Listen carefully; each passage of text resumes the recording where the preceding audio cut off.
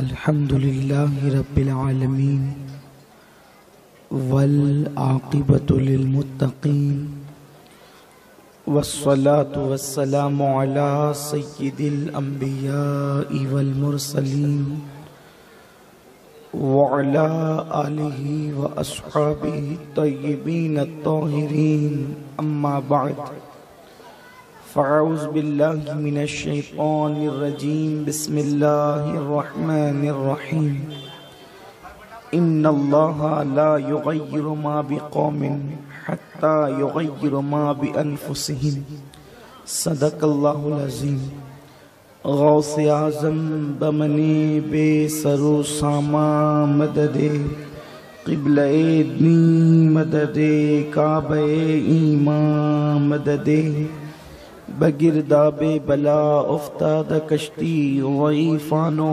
شکستہ رات پشتی بحق کے خواجہ عثمان ہارون مدد کن یا معین الدین چشتی مدد کن یا معین الدین چشتی مدد کن یا معین الدین چشتی معزز و مکرم علماء ذوی الاحترام سادات کرام حاضرین سنی اجتماع عزت ماں پردہ نشین ماؤں اور بہنوں السلام علیکم ورحمت اللہ وبرکاتہ۔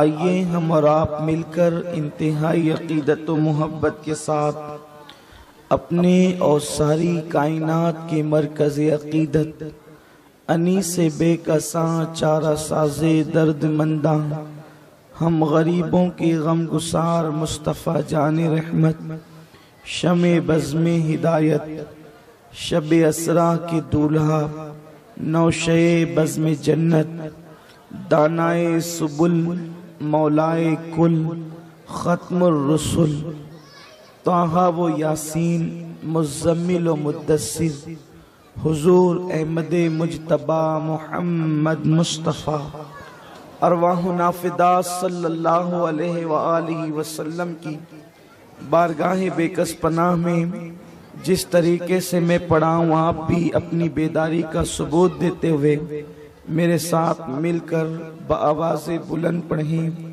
الصلاة والسلام علیک یا رسول اللہ الصلاة والسلام علیک یا نبی اللہ الصلاة والسلام علیک یا حبیب اللہ وعلا آلک و اصحابک یا نور اللہ صلی اللہ تعالی علیہ وسلم۔ راہ پرخار ہے کیا ہونا ہے، راہ پرخار ہے کیا ہونا ہے، پاؤں افگار ہے کیا ہونا ہے، تیرے بیمار کو میرے عیسیٰ گش لگاتار ہے کیا ہونا ہے، دل ہمیں تم سے لگانا ہی نہ تھا اب سفر بار ہے کیا ہونا ہے، کل وہاں دید کا دن آج یہاں آنکھ بیکار ہے کیا ہونا ہے، اور کیوں رضا کڑتے ہو ہنستے اٹھو، کیوں رضا کڑتے ہو ہنستے اٹھو، جب وہ غفار ہے کیا ہونا ہے۔ میرے پیارے آقا صلی اللہ تعالی علیہ وسلم کے پیارے دیوانوں، جس آیہ کریمہ کے حصے کی تلاوت کرنے کا شرف حاصل کیا، میرا کریم اس سے متعلق مجھے حق کہنے اور آپ تمامی حضرات کو حق سن کر اس پر عمل کرنے اور اسے عام کرنے کی توفیق عطا فرمائے۔ جس دور میں ہم اپنی زندگی کے شب و روز گزار رہے ہیں، یہ دور عروج و ارتقاء کا دور کہلاتا ہے، یہ دور ترقی کا دور کہلاتا ہے۔ یقیناً اس دور کے اندر ٹیکنالوجی عروج پر ہے، اس دور کے اندر ایجوکیشن کی گہما گہمی ہے، یہ مشینوں کا دور ہے، یہ سائنس کی ترقی کا دور ہے، یہ سائنسی ایجادات اور دنیا کے مختلف معاملات کے انکشافات کا دور ہے۔ میرے پیارے آقا صلی اللہ علیہ وسلم کے پیارے دیوانوں، قدرت نے اپنے خزانے کھول دیے ہیں۔ پیٹرول زمین سے نکل رہا ہے، تیل کی بھرمار ہے، سونے کی کھدانوں کے منہ کھل چکے ہیں، دولت ابل رہی ہے، مال ابل رہا ہے، کہیں پر مال کی کمی نظر نہیں آتی۔ کل کے لوگ جن چیزوں کا تصور نہیں کر سکتے تھے، آج وہ ساری چیزیں ہم کر رہے ہیں۔ کل ایک ماں اگر اپنے بیٹے سے جدا ہو کر حج کے لیے جاتی تو اس کا حال یہ تھا کہ اس کو مہینوں سفر میں لگتے، اور جب ماں کا خط بیٹے تک آتا تو کبھی ایسا ہوتا کہ خط لکھنے والی ماں انتقال کر جاتی اور قبر میں اس کی ہڈیاں گھل جاتی، اس کے بعد بیٹے تک خط پہنچتا۔ کل کے حالات یہ تھے، اور آج کے حالات یہ ہیں کہ ابھی لوگوں نے اپنے والدین کو ایئرپورٹ پہنچایا اور یہ گھر آ کر کے کسی کام میں مصروف ہوئے تو تھوڑی دیر کے بعد فون آ گیا کہ الحمدللہ ہم جدہ پہنچ گئے۔ میرے پیارے آقا صلی اللہ علیہ وسلم کے پیارے دیوانوں، اس میں انسان کی کوئی بہت بڑی ہوشیاری نہیں ہے، یہ قدرت کا فضل ہے، یہ مشیت کی عنایتیں ہیں، یہ اللہ تبارک و تعالیٰ کا کرم ہے۔ میرے پیارے آقا صلی اللہ علیہ وسلم کے پیارے دیوانوں، جہاں تک انسانی ذہانت کا معاملہ ہے تو کل سے زیادہ ذہین آج کے لوگ نہیں ہیں، کل سے زیادہ تعلیم یافتہ آج کے لوگ نہیں ہیں، اس لیے کہ آج کے لوگ کل کے لوگوں کی بنیادوں پر اپنی عمارت تعمیر کر رہے ہیں۔ عمارت تعمیر کرنا اتنا قیمتی نہیں ہے جتنا بنیاد رکھنا قیمتی ہے، اس لیے کہ بیج ڈالنے والا جب بیج ڈالتا ہے تو اس کے بعد آبیاری کرنے والا جب پودوں کو پانی دیتا ہے تو پانی دینے کا کام بھی بہت بڑا ہے، لیکن اس سے بڑا کام ہے زمین کے اندر بیج ڈالنا اور جو ہے اس کی بنیادیں فراہم کرنا۔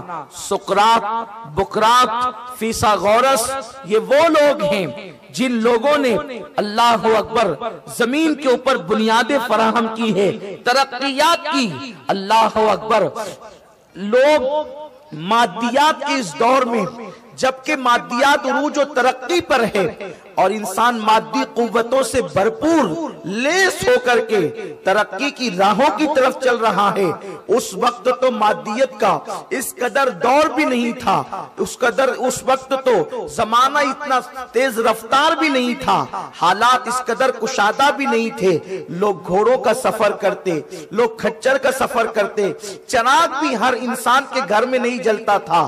جو بہت مالدار لوگ ہوتے تھے ان کے گھروں میں چراغ جلتے تھے، ہر ایک کے گھر میں چراغ نہیں جلتے تھے۔ میرے پیارے آقا صلی اللہ علیہ وسلم کے پیارے دیوانوں، آج غریب سے غریب انسان کے گھر کے اندر کم سے کم ایک لائٹ تو ضرور موجود ہے، ہر انسان کا گھر منور ہے، ہر انسان کا گھر روشن ہے۔ لیکن کل بادشاہوں کے محل میں چراغ جلتے تھے، تاجروں کے گھروں میں چراغ جلتے تھے، عام انسانوں کے گھروں میں چراغ نہیں جلا کرتے تھے، ایسے حالات سے لوگ گزرتے تھے۔ لیکن میرے پیارے آقا صلی اللہ علیہ وسلم کے دیوانوں، کل کے مقابلے میں آج دولت زیادہ ہے، کل کے مقابلے میں آج آسانیاں زیادہ ہے، کل کے مقابلے میں آج جو ہے زندگی گزارنے کے لیے عیش و عشرت کے سامان زیادہ ہیں۔ لیکن میرے پیارے آقا صلی اللہ علیہ وسلم کے دیوانوں، ہونا تو یہ چاہیے تھا جس اللہ نے ہم پر راہ کشادہ کر دیا، ہمارے لیے مال کشادہ کر دیا، ہمارے لیے زندگی کشادہ کر دی، ہمارے لیے عیش و عشرت کے سامان اللہ نے مہیا فرما دیے، ہونا تو یہ چاہیے تھا اس رب کی बारगाह में सरबस सुजूद हो जाते। कल और आज की बात में अगर मैं बताऊं आपको, एक मर्तबा हजरते सैयदना नूह अलैहिस्सलाम अपनी कौम से एक जगह से गुजर रहे थे। देखा कि एक बुढ़िया है रोती हुई बैठी है। हजरत नूह ने पूछा, बड़ी भी रोने की वजह क्या है? उसने कहा, हुजूर मेरे 2 बेटों का इंतकाल हो गया। आपने फरमाया, तेरे 2 बेटों का इंतकाल हुआ, माई तू रो रही है, वह रोने की वजह समझ में आ गई, लेकिन बता तेरे बेटों की उम्र क्या थी? उस बुढ़िया ने कहा, एक की उम्र 500 साल थी, दूसरे की उम्र 550 साल थी। हजरत नूह अलैहिस्सलाम मुस्कुराने लगे। बुढ़िया ने कहा, ए अल्लाह के पैगंबर, मेरे बच्चों की मौत पर आप मुस्कुराते हैं, मैं रोती हूँ आप मुस्कुराते हैं। हजरत नूह अलैहिस्सलाम फरमाते हैं, बुढ़िया मैं तेरे बच्चों की मौत पर नहीं मुस्कुराता, मैं तो उम्मत मोहम्मदिया को याद करके मुस्कुराता हूँ। तेरा बेटा एक 500 साल का हुआ, दूसरा 550 साल का हुआ, उसका इंतकाल हुआ तो तू उस पर रो रही है। उम्मत मोहम्मदिया में तो कोई 60 साल में इंतकाल करेगा, कोई 70 साल में इंतकाल करेगा, और 80 तक तो बहुत कम लोग जाएंगे। अल्लाह अकबर। उस बुढ़िया ने इतना सुना, सुनने के बाद उसने कहा, ए अल्लाह के पैगंबर, आपने अजीब सी बात कही, अगर वो 60-70 साल जिएंगे, कुल उनकी उम्र फितरी और तबई तौर पर 60-70 साल की होगी, इसका मतलब वो घर तो नहीं बनाएंगे, क्योंकि घर बनाने की जरूरत ही पेश नहीं आएगी। 60-70 साल की भी कोई उम्र होती है, वो तो यूं ही चलते फिरते गुजर जाएगी, वो तो जंगलों बियाबान में, गारों गुफा में गुजर जाएगी। उस वक्त अल्लाह के पैगंबर ने फरमाया था, माई तेरे घर से कीमती उनका घर होगा, तेरे घर से खूबसूरत उनका घर होगा। उसने कहा, हैरत है, तो फिर क्या 60-70 साल वो सिर्फ घर बनाने में ही गुजार देंगे? वो जिएंगे किस तरीके से, उसमें रहेंगे कब? हजरत नूह ने फरमाया था, जिसका तो तसव्वुर नहीं कर सकती, उस कलील मुद्दत के अंदर उनके मकानात बनेंगे। आज आप देख लें, साल 2 साल के अंदर फलक बोस इमारतें खड़ी हो जाती है। ये कुदरत की तरफ से इनाम है, ये अल्लाह की तरफ से अतिया है। कुदरत ने हमारे लिए बहुत आसानियां पैदा कर दी है, लेकिन नेमतों के मिलने पर होना तो ये चाहिए था, ये कौम रब की बारगाह में सरबस सुजूद हो जाती, रब की बारगाह में इबादत के लिए झुक जाती, खुदा की फरमाबरदार बन जाती, इबादतों के करीब आ जाती, खुदा खानों को आबाद कर देती, रब के फरामीन पर अमल करती, अल्लाह के कानून पर अमल करती। लेकिन अल्लाह अकबर, शौमी किस्मत, खुदा जितनी इनायतें कर रहा है, खुदा जितना करम कर रहा है, अल्लाह जितने एहसानात कर रहा है, उतने ही हम अल्लाह के बागी होते जा रहे हैं, रब से दूर होते जा रहे हैं, उसके कानून के साथ बेवफाई करते नजर आ रहे हैं। लेकिन सुन लो, जब भी किसी कौम को अल्लाह नेमत देता है और वो कौम खुदा की बागी होती है, अल्लाह उस कौम से नेमतें छीन लेता है। मेरा अल्लाह इरशाद फरमाता है, इन्नल्लाह ला युगय्यिरु मा बिकौमिन हत्ता युगय्यिरु मा बिअनफुसिहिम। उस वक्त तक अल्लाह किसी कौम से नेमत नहीं छीनता, उस वक्त तक मेरा करीम किसी कौम से दी हुई नेमत को वापस नहीं लेता, जब तक कि वो कौम खुद ऐसे हालात पैदा न करे। मेरे अल्लाह ने कुरान मुकद्दस के अंदर मुख्तलिफ कौमों का जिक्र फरमाया, मुख्तलिफ कौमों का तस्करा फरमाया। मेरे प्यारे आका सल्लल्लाहु अलैहि वसल्लम के प्यारे दीवानों, कौम शुएब की जिंदगी उठाकर देख लें। कौम शुएब एक मालदार कौम है। ये लोग बड़े खूबसूरत मकान बनाया करते थे, खूबसूरत मकानों में रहा करते थे, बहुत बड़े ताजिर थे ये लोग, माल तिजारत इनके पास बहुत था, और ये उस मकाम पर रहते थे जिस तरीके से आजकल हमारे यहाँ शहरों में मुंबई की अहमियत है। इसी तरीके से जनाब शुएब की कौम जो है मकाम इक्का पर रहा करती थी, कई शहराएं वहां आकर के मिलती थी, वो तिजारत का मरकज माना जाता था, इसलिए उनके पास बेशुमार दौलत थी, उनके पास माल था। अल्लाह के पैगंबर जनाब शुएब अलैहिस्सलाम ने फरमाया, नाप तौल में कमी न करो, अल्लाह की नाफरमानी न करो, रब तबारक व तआला की नाफरमानी न करो, किसी का माल जुल्मन न छीनो, किसी पे जुल्म न करो। अल्लाह के पैगंबर जनाब शुएब अलैहिस्सलाम नबियों के अंदर खतीबुल अंबिया कहे जाते हैं, इसलिए कि जनाब शुएब की खिताबत बड़ी मशहूर है नबियों के अंदर, उन्हें खतीबुल अंबिया कहा जाता है। बड़ी दिलनशीन खिताबत थी उनकी, बड़ा अजीम खिताब का अंदाज था। लेकिन जनाब शुएब ने उस कौम को मना منع کیا، قوم نے نہ مانا، اللہ نے اس قوم کو ہلاک کر دیا۔ قوم عاد کو ہلاک کیا، قوم سمود کو ہلاک کیا۔ یہ مختلف قومیں ہیں جن کا تذکرہ آپ سنتے رہتے ہیں۔ قوم لوط کو ہلاک کیا، یہ قوم لوط وہی قوم ہے جن کو اللہ نے سرسبز و شاداب علاقے عطا کیے تھے، بڑے خوبصورت علاقے عطا کیے تھے۔ جیسے کشمیر بڑا حسین ہے، اسی طریقے سے اللہ نے قوم لوط کو حسین علاقہ عطا کیا تھا۔ لوگ تفریح کے لیے، لوگ سیاحت کے لیے ان کے علاقے میں آتے تھے۔ آنے کے بعد اللہ اکبر وہ انہی سے پیسے کماتے تھے، بہت مالدار ہو گئے۔ جب مال خوب ہو گیا تو شیطان نے ان کو بدفعلی میں مبتلا کیا۔ یہ وہ فعل ہے جو زنا سے بدترین فعل ہے۔ جب اس قوم کے اندر اللہ اکبر یہ بدفعلی بڑھی تو اللہ نے جناب ابراہیم علیہ السلام کے بھتیجے جناب لوط علیہ السلام کو وہاں مبعوث فرمایا۔ آپ جانتے ہیں یہ وہ فعل ہے کہ جانور بھی ایک دوسرے کے ساتھ نہیں کرتا، جو کام قوم لوط نے کیا تھا۔ اللہ کے پیغمبر جناب لوط علیہ السلام جب اس قوم کے درمیان آئے ہیں تو اس قوم کے اندر یہ ایک گناہ نہیں تھا۔ عام طور پہ لوگوں کا تصور ہے کہ صرف ایک گناہ تھا، یہ جسے آپ لواطت کہتے ہیں، یہ گناہ بھی تھا۔ اس کے ساتھ ساتھ وہ تالیاں بھی بجاتے تھے، اس کے ساتھ ساتھ وہ سیٹیاں بھی بجاتے تھے۔ سیٹی بجانے کا ان کے اندر عام رواج تھا، تالیاں بجانے کا ان کے اندر عام رواج تھا۔ یعنی اللہ اکبر شرافت سے گری ہوئی حرکتیں وہ سب کچھ کرتے تھے۔ جب وہ ری خارج کرتے تو زور سے کرتے اور ہنستے تھے۔ اللہ کے پیغمبر نے فرمایا یہ بے حیائی کے کام ہے، ایسا نہ کرو۔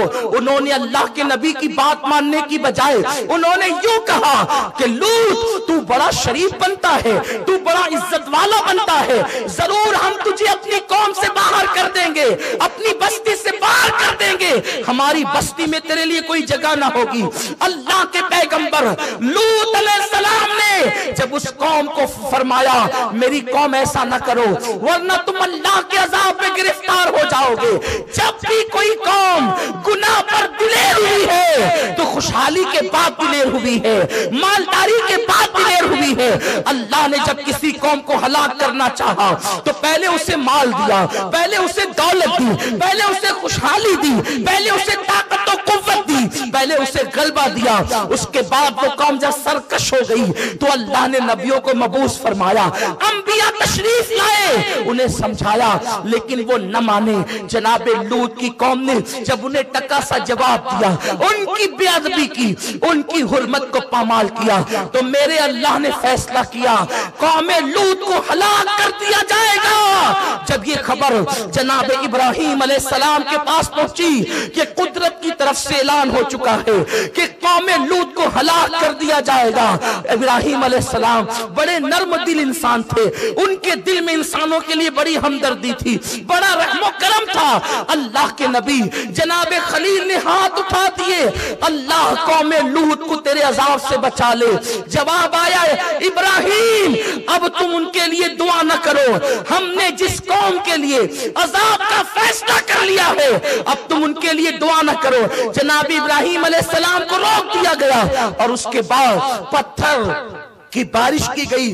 کس طریقے سے کی گئی اس کا ایک اشارہ کر کے اپنے اصل عنوان کی طرف آتا ہوں۔ ان پر بارش روک دی گئی۔ جب بارش رک گئی ہے تو اللہ اکبر ان لوگوں نے دعا کی اللہ سے، اللہ باران رحمت کا نزول فرما۔ جب بارش رکی ہے تو بارش رکی تو یوں ہوا ان کے بدن جلنے لگے، یہاں تک کہ وہ بے حیا تو تھے ہی، وہ کپڑے اتار کر کے رہنے لگے، اس پر بھی ان کے بدن جلنے لگے۔ وہ اپنے مکانوں سے باہر نکل آئے اور اس کے بعد وہ کہتے تھے بارش کا نزول کر دے، بارش کا نزول کر دے۔ پھر یہ ہوا جب انہوں نے دعائیں کی بارش کے لیے تو آسمان پر ایک کالا سا سیاہ ٹکڑا چھا گیا۔ وہ خوش ہو گئے کہ دیکھو قدرت ہم سے راضی ہے، اسی لیے تو ہماری دعا پر آسمان پر بادل کا ٹکڑا آ گیا ہے اور اس سے ایسی ٹھنڈی ٹھنڈی ہوائیں آئی۔ وہ سب اپنے گھروں سے نکل گئے اور گھروں سے نکلنے کے بعد وہ اسی بادل کے ٹکڑے کے سائے میں آ گئے۔ وہ بادل کا ٹکڑا ان کے سروں پہ آ گیا وہ خوش ہوتے تھے، وہ کودتے تھے، وہ تالیاں بجاتے تھے، وہ سیٹیاں بجاتے تھے، وہ اچھلتے تھے اور کہتے تھے خامخواہ لوط ہمیں اللہ کے عذاب سے ڈراتا ہے، اگر وہ ہماری ان کاموں پہ ناراض ہوتا تو ہم پر آسمان کا سے بادل کا یہ ٹکڑا کیوں آتا؟ لیکن اللہ اکبر، قرآن کے اوراق گواہ ہے، احادیث کا ذخیرہ گواہ ہے کہ جس وقت وہ سیاہ ٹکڑا ان کے سروں کے قریب آیا وہ اس انتظار میں تھے اب ٹھنڈی ہواؤں کے بعد باران رحمت کا نزول ہوگا، اس سے پتھروں کی برسات ہونے لگی، اور جب پتھروں کی برسات ہونے لگی جس کے اوپر پتھر گرا اس پتھر پر اس کا نام لکھا ہوا تھا، سر سے وہ پتھر گرتا اور اس کے بعد اس کے بدن کو چیرتے ہوئے پاخانے کے مقام سے باہر ہو جاتا، اور جس وقت وہ ہلاک ہو گئے تو اللہ نے جبریل کو بھیجا، جبریل جاؤ۔ حضرت جبریل نے زمین کے اس ٹکڑے کو اپنے پر پہ اٹھایا اور اتنا اوپر اٹھایا کہ آسمان کے فرشتے ان کے کتوں کے بھونکنے کی آواز کو سننے لگے، اور پھر جناب جبریل علیہ السلام نے اس پورا خطہ زمین کو پلٹ دیا۔ بلکہ آج بھی مفسرین فرماتے ہیں اس زمین کو کھودا جاتا ہے تو اشیاء وہاں سے الٹی نکلتی ہے، اس طریقے سے ان کو پلٹ دیا گیا۔ میرے پیارے آقا صلی اللہ علیہ وسلم کے پیارے دیوانوں، یہ قوموں کی داستان بتانے کے بعد میرے اللہ نے امت محمدیہ کے ضمیروں کو جھنجھوڑا ہے۔ تم سے پہلے روئے زمین پر خوشحال قومیں آباد ہوئی، مالدار قومیں آباد ہوئی، طاقتور قومیں آباد ہوئی، لیکن انہوں نے مال پا کر خدا کی عبادت کی بجائے، انہوں نے طاقت پانے کے بعد رب کی بارگاہ میں جھکنے کی بجائے جب عیاشیوں کے اڈوں کو آباد کیا تو قدرت نے ان کی بستیوں کو پلٹ دیا۔ افلا تعقلون، کیا تم عقل سے کام نہیں لیتے؟ اللہ اکبر، قرآن مقدس تمہیں پکار پکار کر کہہ رہا ہے خدا جب کسی قوم کو آزماتا ہے تو پہلے ان پر عنایتیں کرتا ہے، پہلے ان پر خوشحالی بھیجتا ہے، پہلے ان کو مال و دولت عطا کرتا ہے، اور جب وہ قومیں خدا کی بارگاہ میں جھک جاتی ہیں تو ارشاد ہوتا ہے لئن شکرتم لازیدنکم، جب تم اللہ کی نعمتوں پہ شکر کرتے ہو اللہ اس میں اضافہ کرتا ہے، اللہ اس میں بڑھوتری کرتا ہے، اور جب تم ناشکرے ہوتے ہو، ناشکرے پن کا مطلب جب تم گناہ کرتے ہو، جب تم عیاشی کرتے ہو تو قدرت وہ نعمت چھین لیتی ہے۔ میرے پیارے آقا صلی اللہ علیہ وسلم کے پیارے دیوانوں، انہی قوموں کے نقش قدم پر آج میرا مسلمان بھائی بھی چل رہا ہے، آج امت مسلمہ بھی چل پڑی ہے۔ اللہ اکبر، میرے آقا صلی اللہ علیہ وسلم کے دیوانوں، گناہوں کے لیے، عیاشیوں کے لیے، گناہوں کے اڈوں کو آباد کرنے کے لیے الگ الگ مقامات پر، الگ الگ انداز سے، الگ الگ مواقع پر انسان گناہ کے لیے مواقع فراہم کرتا ہے۔ کوئی کہتا ہے فلاں موقع آ جائے تو یہ عشق کا دن منایا جائے، کوئی کہتا ہے فلاں موقع آ جائے تو پکنک پر جایا جائے، کوئی کہتا ہے فلاں موقع آ جائے تو نئے سال کی خوشیاں منائی جائے۔ میں تم سے پوچھنا چاہتا ہوں، اللہ اکبر، اگر نئے سال کی خوشی لوگ صرف اتنا مناتے کہ اس وقت اللہ کی بارگاہ میں دعا کرتے کہ میرے اللہ ہمارا ایک سال گزر چکا، اب ہم نے جو جرائم کیے ہیں تو اسے معاف فرما دے، ہم نے جو گناہ کیے ہیں تو اسے معاف فرما دے، اگر اتنا کرتے تو بہت تھا۔ لیکن اللہ اکبر، نیا سال، نئے سال کو استقبال دیتے ہوئے لوگوں نے باضابطہ طور پر گناہوں کے لیے مواقع تلاش کیے،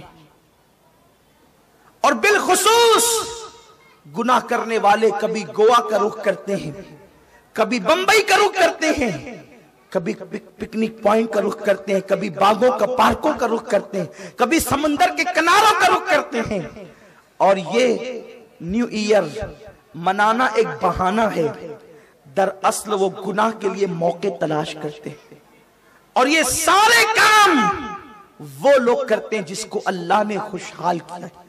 اکثریت کچھ چربی چڑھے ہوئے غریب بھی ہیں جن کے لیے بزرگوں نے کہا ہے کہ غریب کے پیٹ میں 4 پاؤں ہوتے ہیں، ایسے لوگ بھی مالداروں کی برابری کے لیے گناہوں کے مواقع تلاش کرتے ہیں۔ میرے پیارے آقا صلی اللہ علیہ وسلم کے پیارے دیوانوں، نیو ایئر کے حوالے سے 3 گناہ خاص طور پر کیے جاتے ہیں، ایک تو شراب، ایک تو زنا، اللہ اکبر، اور ایک تو ظلم۔ میرے پیارے آقا صلی اللہ علیہ وسلم کے پیارے دیوانوں، لوگوں نے اب یہ اپنے اوپر لازم کر لیا ہے کہ 31 دسمبر کو ہمیں وہ نائٹ منانی ہی ہوگی، اور پوری دنیا کے اندر، بلکہ اللہ اکبر، دبئی جیسے شہروں کو ایسے سجایا جاتا ہے جیسے دلہن۔ نام نہاد اسلامی ممالک کہلانے والے بھی اس نحوست میں مبتلا ہیں۔ شراب، شباب، موسیقی، میوزک، گانے، یہ ساری نحوست۔ اگر دنیا کی دوسری قومیں اس لعنت میں مبتلا ہے تو ہمیں تعجب نہیں، اس لیے کہ جن کے پاس قانون ہی نہ ہو، جن کے پاس دستور ہی نہ ہو، اگر وہ یہ ساری برائیاں کریں تو تعجب کی بات نہیں، کیونکہ جن کے ہاتھ کٹے ہوں، جن کی آنکھیں اندھی ہو، جن کے کان بہرے ہوں، اگر وہ یہ ساری لعنتوں میں ڈوبے کوئی تعجب نہیں۔ لیکن جس کے پاس رحمت للعالمین کا قانون موجود ہو، جس کے پاس قرآن جیسی کتاب موجود ہو، جس کے پاس احادیث مصطفیٰ جیسی اللہ اکبر عظیم نعمتیں موجود ہو، وہ قوم بھی دوسروں کو دیکھتے ہوئے، مشرکین کو دیکھتے ہوئے، کافروں کو دیکھتے ہوئے، عیسائی اور یہودیوں کو دیکھتے ہوئے وہ ساری لعنت میں مبتلا ہو جائیں تو اللہ اکبر ان کا حال کیا ہوگا۔ اے میری قوم کے جوانوں، جوانی عیاشی کے لیے اللہ نے نہیں دی ہے، یہ جوانی کے قیمتی لمحات صرف 16-17 سال تک آپ کے پاس رہیں گے۔ 15 سال سے جوانی کا آغاز ہوتا ہے اور 35 سال تک کی جوانی رہتی ہے، اور اس کے بعد پھر انسان بڑھاپے کی طرف ڈھلتا چلا جاتا ہے۔ میرا اللہ فرماتا ہے والتین والزیتون وطور سینین وہذا البلد الامین۔ اللہ نے 4 قسمیں اٹھائی اور جوانی کی اہمیت کو بتایا۔ والتین، اللہ اکبر، جناب ابراہیم کے شہر کی قسم، اللہ اکبر، والتین، ابراہیم کے شہر کی قسم، والزیتون، عیسیٰ کے شہر کی قسم، وطور سینین، موسیٰ کے شہر کی قسم، وہذا البلد الامین، محبوب کے شہر کی قسم۔ 4 بڑے پیغمبروں کی اللہ نے قسمیں یاد فرمائی، ان کے شہروں کی قسمیں یاد فرمائی۔ آپ کہیں گے 3 سے مراد تو انجیل ہم نے سنا ہے، زیتون سے مراد زیتون ہم نے سنا ہے، طور سینین سے مراد ہم نے پہاڑ سنا ہے۔ ہم کہتے ہیں آخر انجیل اتنی قیمتی کیسے ہو گئی کہ خدا اس کی قسمیں اٹھانے لگے؟ دراصل بات یہ ہے کہ اللہ رب العزت کے کلام کا انداز ہی جدا ہے۔ میرا اللہ وہ کلام کرتا ہے کہ ہر دور میں لوگ حیرت زدہ ہیں۔ دراصل ایسا ہوتا ہے کہ جب تاج محل کا نام آتا ہے تو لوگ تاج محل کہہ کر آگرہ مراد لیتے ہیں، اس لیے کہ تاج محل سے آگرہ کی پہچان ہے۔ اسی طرح سے شہر کے اعتبار سے شہر کبھی کبھی نام نہیں لیا جاتا، لیکن جیسے ہی اس کی کوئی مشہور چیز کا نام لیا جاتا ہے اس شہر کا تصور آ جاتا ہے۔ جیسے لال قلعہ ہو یا جامع مسجد ہو، آپ فوراً دلی کی طرف رجوع کریں گے۔ تاج محل کی بات آئے آپ آگرہ کی طرف رجوع کریں گے۔ بھول بھلیاں کی بات آئے تو آپ اللہ اکبر لکھنؤ کا تصور کریں گے۔ یعنی شہر مشہور ہوتے ہیں میرے آقا علیہ السلام کے دیوانوں، اور جب گنبد خضرا کا نام لیا جائے تو فوراً مدینہ منورہ کا تصور آتا ہے۔ تو آشیا سے شہر پہچانے جاتے ہیں۔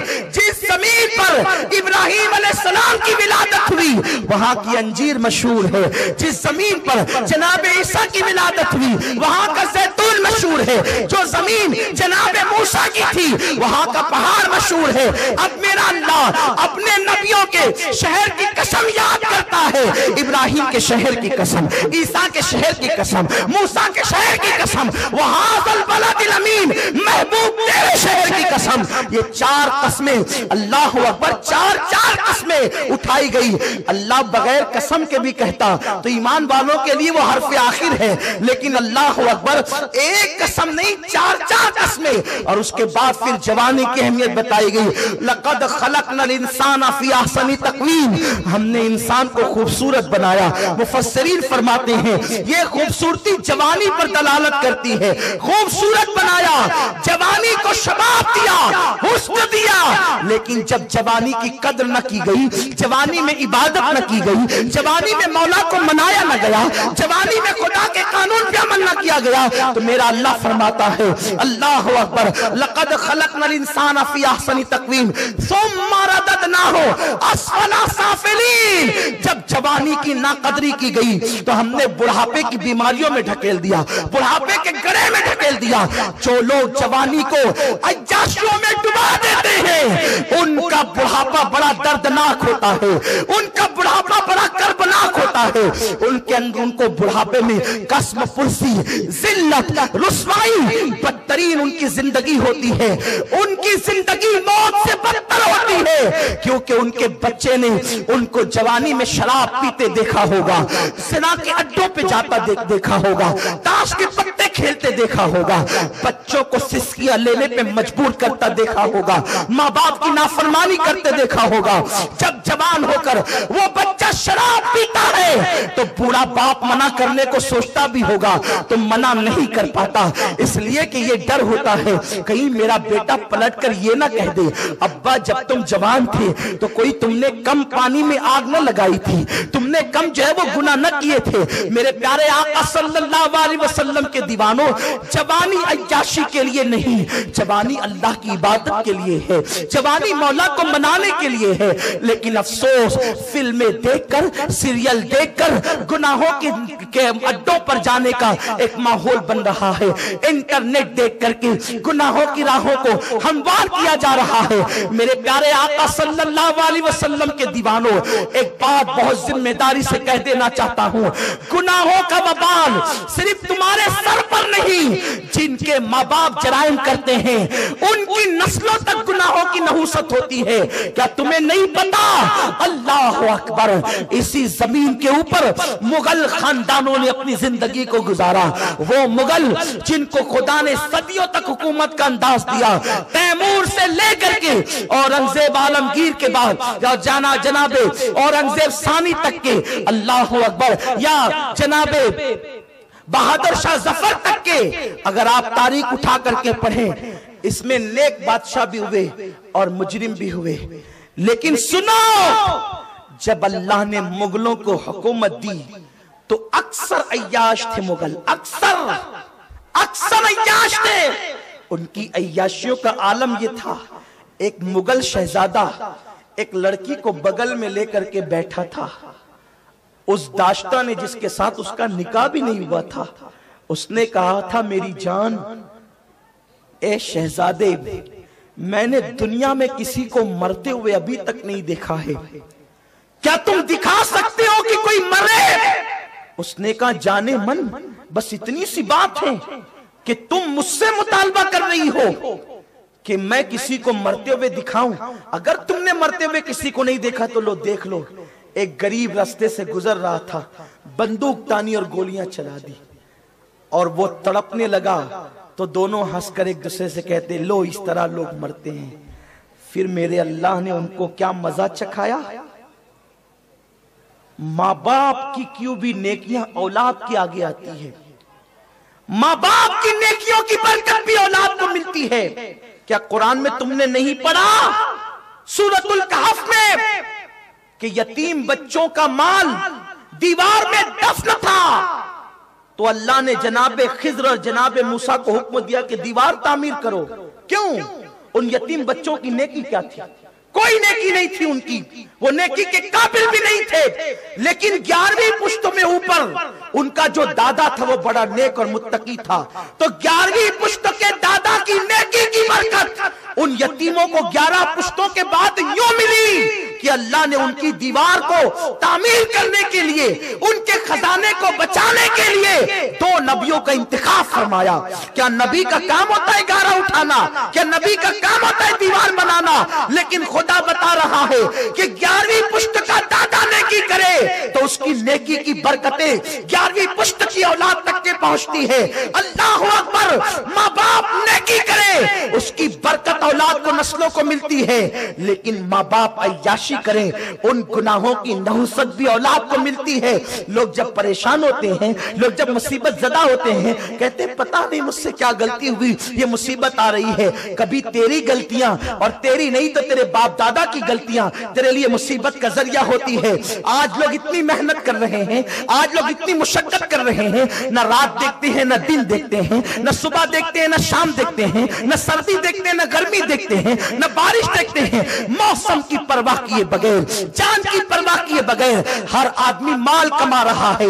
میرے بچوں کا مستقبل سمر جائے، سن لو، بچوں کا مستقبل صرف مال سے نہیں سورے گا۔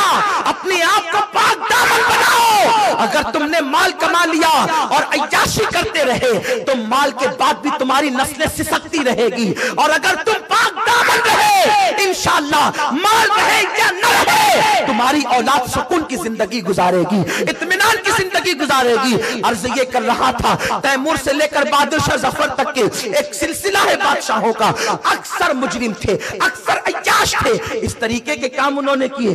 بلکہ کسی کا حال تو یہ تھا 500 لڑکیاں ایک ایک کے حجرے میں پڑی رہتی تھی۔ حالات یہ تھے کہ کسی نے کہا کہ سورج خدا ہے، مغل کلمہ پڑھ کر دولت کی بنیاد پر، کسی نے کہا کہ اذان میں میرا نام آتا ہے میں اللہ کا خلیفہ ہوں، تو ماں باپ کا کیا اولاد کے آگے آتا ہے۔ پھر بہادر شاہ ظفر پر وہ وقت آیا کہ بہادر شاہ نیک تھا، لیکن اس کے باوجود قدرت نے اس کے باپ داداؤں کے کرتوت کا نتیجہ اس کو یہ دکھایا کہ بہادر شاہ کی حکومت کو جب زوال آیا تو بہادر شاہ کو انگریزوں نے جیل میں ڈالا۔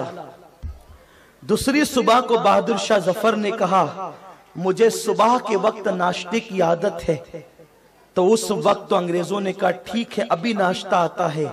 جب تشت میں، خوبصورت تشت میں ایک کپڑا ڈھانک کر کے ناشتہ لایا گیا تو بہادر شاہ نے بہت شوق سے کپڑا ہٹایا ناشتے کے لیے، تو کیا دیکھا اس کے 2 بیٹوں کے ابلے ہوئے سر اس تشت کے اندر رکھے ہوئے تھے۔ اس وقت بہادر شاہ ظفر نے کہا تھا اگر میرے باپ داداؤں نے پاپ نہ کیے ہوتے تو شاید مجھے یہ دن دیکھنا نصیب نہ ہوتے۔ اپنی جوانی پہ اترا کر شراب کے اڈوں پر 31 نائٹ کو جاتے ہو، کوئی نہیں دیکھ رہا ہے، کون کیا کر لے گا، ہم کماتے ہیں ہم خرچ کریں، تیری دولت تیری نہیں ہے۔ اگر تو مسلمان ہے تو میرا اللہ فرماتا ہے ان اللہ اشترى من المؤمنین انفسهم واموالهم بان لهم الجنہ، اللہ نے مومنین کی جان اور مالوں کو جنت کے بدلے خرید لیا ہے۔ یہ مال اپنا نہیں ہے، یہ اللہ کی امانت ہے، یہ جان اپنی نہیں ہے، یہ اللہ کی امانت ہے۔ راتوں کو رنگین کرنے کے لیے شراب کے اڈوں پہ ہم جا رہے ہیں۔ میرے آقا صلی اللہ علیہ وسلم نے ارشاد فرمایا کہ جن لوگوں نے دنیا میں شراب کا ایک گھونٹ پیا اور توبہ کیے بغیر ان کو موت آ گئی تو اللہ تبارک و تعالی ان کو جہنمیوں کا پیپ اور جہنمی بچھوؤں کا زہر پلائے گا، اور اس سے پہلے قدرت ان پر اتنی پیاس مسلط کرے گی کہ پیاس کی وجہ سے لوگوں کی زبان سینے پہ لٹک رہی ہوگی، زبان باہر آئے گی سینے پر، وہ پیاس پیاس کہے گا، تو جہنمی بچھوؤں کا زہر اور جہنمیوں کا پیپ۔ یہ کسی مولوی کا قول نہیں کہ تم اسے ہنس کر ٹال دو، یہ کسی لیڈر کی باتیں نہیں کہ شک کرو، یہ اس نبی کا فرمان ہے جس کی زبان پہ خدا بولتا ہے، زبان ان کی، کلام خداوند قدوس کا۔ جہنم جس نے ایک گھونٹ، جو بوتلیں حلق کے نیچے اتارتے ان کا تو انجام ہی برا ہے، جس نے صرف ایک گھونٹ پیا۔ ہاں میرے دوست مجھے لے کر چلے گئے تھے، دوستوں نے نماز کی دعوت دی کبھی نہیں آیا، دوستوں نے شراب کی دعوت دی تو نے قبول کیسے کر لی؟ شراب پیشاب کی طرح نجس ہے، جتنا ناپاک پیشاب ہے اتنا ہی ناپاک شراب بھی ہے، جتنی نجاست پیشاب کی ہے اتنی ہی نجاست شراب کی بھی ہے۔ اللہ کے حبیب مصطفیٰ کریم غیب دا نبی صلی اللہ علیہ وسلم نے فرمایا جس نے صرف ایک گھونٹ شراب کا پیا۔ اچھا مجھے حیرت ہے کہ اللہ کے رسول نے شراب کے ایک گھونٹ پینے پر اتنی سخت وعید کیوں بیان فرمائی؟ تو جب ہم نے لوگوں سے معلومات لی اور نفسیات کے حوالے سے پڑھا تو لوگوں نے بتایا کہ آدمی اچانک شرابی نہیں بنتا، اگر وہ ایک دو بوتل پہلی مرتبہ میں پی لے تو وہ مر جائے گا، اس لیے لوگ شراب کی عادی ڈائریکٹ نہیں بنتے، پہلے شرابیوں کے ساتھ بیٹھتے ہیں اور کبھی کبھی ایک دو گھونٹ پیتے ہیں اور پھر پیتے پیتے پینے کی عادت پڑ جاتی ہے۔ قربان میرے غیب دا نبی پر، لوگ نبی کے علم غیب کا انکار کرتے ہیں۔ نادان تو کہتا ہے کہ دیوار کے پیچھے کی خبر نہیں، میرے رسول آج کے حالات کو بھی دیکھ رہے ہیں اور امت کو بچانے کے لیے بیان کر رہے ہیں۔ میرے رسول فرماتے ہیں کہ جس نے شراب کا ایک گھونٹ پیا اور مرنے سے پہلے اس نے توبہ نہیں کی تو اس پر اتنی پیاس مسلط کی جائے گی کہ اس کی زبان سوکھ کر کے سینے پہ لٹکے گی، وہ پیاس پیاس چلائے گا۔ اس وقت جہنمیوں کا بہتا ہوا پیپ، اللہ اکبر، جہنمیوں کا پسینہ، جہنمیوں کا خون، اتنا ہی نہیں، حدیث پاک کے الفاظ یہ ہیں کہ زانیوں کی شرمگاہ سے جہنم کے اندر ایک بدبودار رطوبت نکلے گی، وہ زانیوں کی شرمگاہ کی رطوبت اگر کسی کو پلائی جائے گی تو وہ شرابیوں کو پلائی جائے گی۔ آج اگر ہم کسی سے کہیں نا کہ کسی کا پیشاب پی لے تو وہ کہے گا آپ نے مجھے گالی دی، یہ اللہ کے رسول کا فرمان ہے۔ 31ویں رات کو شراب کے اڈوں پہ جانے والوں، یہ تم نے کون سی روایت ایجاد کی ہے؟ کیا ہمارے پاس تہواروں کی کمی ہے جو تم نے ایک نیا تہوار نکال لیا؟ اور جس میں گناہ ہو وہ تہوار ہو ہی نہیں سکتا، وہ لعنت ہے، وہ جہنم میں لے جانے کی رات ہے، وہ تمہاری قبر کی تاریکی کو بڑھانے والی رات ہے، وہ تمہیں تباہ کرنے والی رات ہے، لمحوں کے گناہوں نے صدیوں کی سزا پائی والی رات ہے۔ میرے آقا کریم صلی اللہ علیہ وسلم کے فرمان کا مفہوم ہے بغیر توبہ کی مر گیا تو جہنمیوں کا پیپ، جہنمیوں کا خون اور زانیوں کے جہنم کے اندر ڈالنے کے بعد جو ان کی شرمگاہوں سے رطوبت نکلے گی وہ رطوبت ان کو پلائی جائے گی۔ جہنمی بچھوؤں کا زہر تو اس کی گرمی سے ان کے چہرے جھڑ جھڑ کے گریں گے، وہ کہیں گے اے فرشتوں تم نے ہمارے ساتھ یہ کیا کیا؟ اس وقت فرشتے کہیں گے ظالم کیا تو نے شراب کا ایک گھونٹ دنیا میں نہیں پیا تھا؟ بلکہ میرے آقا علیہ السلام نے تو یہاں تک فرمایا جس نے شراب کا ایک گھونٹ پیا ہوگا اور توبہ کیے بغیر مر گیا ہوگا تو جیسے اللہ بت پرستوں پر نظر رحمت نہیں فرمائے گا ویسے شرابیوں پر بھی اللہ رحمت کی نظر نہیں فرمائے گا۔ میرے آقا صلی اللہ علیہ وسلم کے دیوانوں اس رات یہی تو ہوتا ہے، شراب کی بوتلیں اللہ اکبر اس ہوٹلوں کے اندر پڑی رہتی ہے، لوج لوگ بک کرواتے ہیں زنا کے لیے۔ میرے آقا علیہ السلام کے دیوانوں اسلام میں تو زنا کی اجازت ہی نہیں ہے، میرا مذہب وہ مقدس مذہب ہے، ہمارا مذہب وہ مقدس مذہب ہے کہ ہمارے یہاں کسی عورت پر نظر ڈالنے کی بھی اجازت نہیں ہے۔ ہمارے مذہب کی پاکیزگی کا یہ عالم ہے کہ ہم اپنی چچا کی بیٹی کو بھی بے پردہ نہیں دیکھ سکتے، ہم اپنی خالہ کی بیٹی کو بھی بے پردہ نہیں دیکھ سکتے۔ میرے آقا مصطفیٰ جان رحمت صلی اللہ علیہ وآلہ وسلم نے ارشاد فرمایا اگر عورت پر کسی کی پہلی نظر پڑ گئی فوراً وہ نیچی کر لے، اگر وہ ٹک ٹکی باندھ کر کسی عورت کو غلط نظر سے دیکھتا رہا آقا کریم صلی اللہ علیہ وسلم فرماتے ہیں اس کی آنکھوں کے اندر جہنم کی آگ کی سلاخیں ڈالی جائے گی۔ اے میری قوم کے جوانوں، طاقت طاقت کہاں سے لاؤ گے, قوت کہاں سے لاؤ گے, کس قدر تم بھولے ہو یا کس قدر تم نادان ہو, کس قدر نادانی کر رہے ہو. اپنی جوانی پر اترا کر کب تک اللہ کی نافرمانی کرو گے, کب تک میرے اللہ کو ناراض کرو گے. اے میرے نوجوان بھائی, تو کتنا بھی طاقتور ہے لیکن تیری کمزوری کا عالم یہ ہے کہ اگر ایک معمولی سا تنکا اپنی آنکھ میں چلا جاتا ہے ہم برداشت نہیں کر پاتے. میرے بھائی مجھے بتا, اگر تیری ماں, تیری بہن, تیری بیٹی تیرے قریب بیٹھ کر کے پیاس کاٹتی ہے تو پیاس کے ننھے ننھے ذرات اگر تیری آنکھ میں جاتے ہیں تو تیری آنکھ سے آنسو نکلنے لگتے ہیں. اللہ اکبر. اے میرے پیارے آقا علیہ السلام کے پیارے دیوانوں, مجھے بتاؤ تو صحیح, جب ہماری آنکھیں پیاس کے ذروں کو برداشت نہیں کر سکتی, جب ہماری آنکھیں معمولی سے کھڑے کو برداشت نہیں کر سکتی, جب ہماری آنکھیں تنکے کو برداشت نہیں کر سکتی, ارے یہ پیاس, تنکا اور کھڑا یہ تو باہر کی چیزیں ہیں. اگر اپنی پلک کا بال ٹوٹ کر اپنی آنکھ میں چلا جائے تو ہم تڑپنے لگتے ہیں, ہم بے چین ہونے لگتے ہیں, آنکھیں لال لال ہو جاتی ہے. اے عورتوں کو گندی نظر سے دیکھنے والے, اے حسن کے شیدائی, اے حسن کے فدائی, مجھے بتا تو صحیح, جب تیری آنکھوں کے اندر عورتوں پہ بد نظری کرنے کی بنیاد پر, عورتوں پہ گندی نظر ڈالنے کی بنیاد پر جب تیری آنکھوں میں اللہ کے معصوم فرشتے آگ کی سلاخیں ڈالیں گے, آگ کی سلاخیں ڈالیں گے, اس وقت تیرا کیا بنے گا؟ اے مسلمان, یہ دنیا 2 دن کی ہے, یہ دنیا کی رنگریلیاں 2 دن کی ہے. اے میرے نوجوان, تو عیاشی کے لیے نہیں آیا.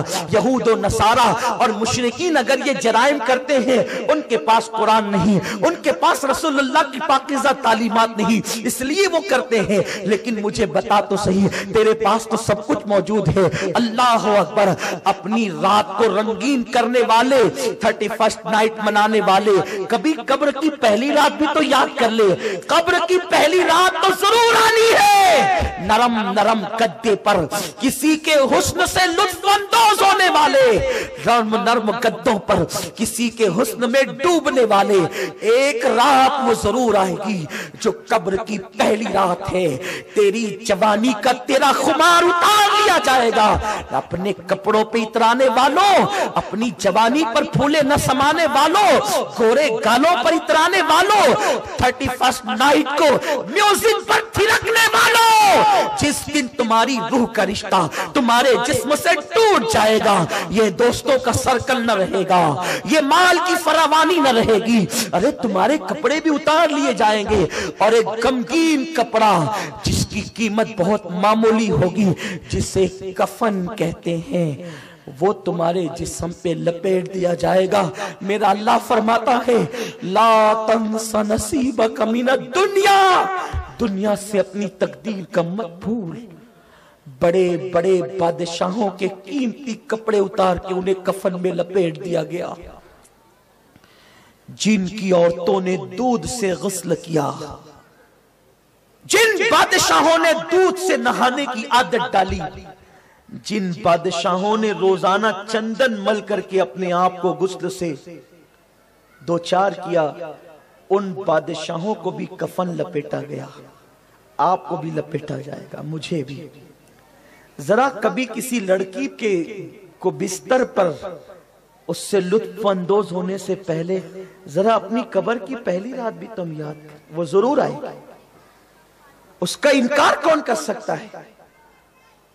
جگہ جی لگانے کی دنیا نہیں ہے, دنیا جی لگانے کی جگہ نہیں. میرا اللہ فرماتا ہے لا تنس نصیبک من الدنیا, دنیا سے تیری تقدیر کا مت بھول. کیا لے جائے گا تو؟ انگوٹھی نہیں, دکان نہیں, مکان نہیں. میرا اللہ فرماتا ہے الہاکم التکاثر حتی زرتم المقابر, مال کی زیادہ طلبی نے تجھے ہلاک کر دیا. اپنی راتوں کو رنگین بنانے سے پہلے انٹرنیٹ پر رات کے 3-3, 4-4 بجے تک زنا کے مناظر دیکھنے سے پہلے قبر کی پہلی رات بھی یاد کر لے. نہ جہاں کوئی ساتھی ہے, نہ کوئی براتی ہے, نہ جہاں ماں ہے, نہ جہاں باپ ہے. ماں آنسو کو پوچھے گی دوپٹے سے لیکن ساتھ نہیں آئے گی. باپ روتے ہوئے جنازہ اٹھائے گا لیکن ساتھ نہیں آئے گا. وہ قبر کی رات کیسی ہوگی؟ پہلی رات جہاں کا دن بھی رات ہے. قبر کی دن بھی رات ہے، قبر کا دن بھی رات ہے. جہاں کا دن بھی رات ہے وہاں کی رات کتنی بھیانک ہے، جہاں کی رات کتنی پرخطر ہے. نیچے مٹی، اوپر مٹی، دائیں مٹی، بائیں مٹی، آگے مٹی، پیچھے مٹی. میرے آقا علیہ السلام کے دیوانوں، مولا علی جیسے لوگ قبروں کو دیکھ کر روتے تھے.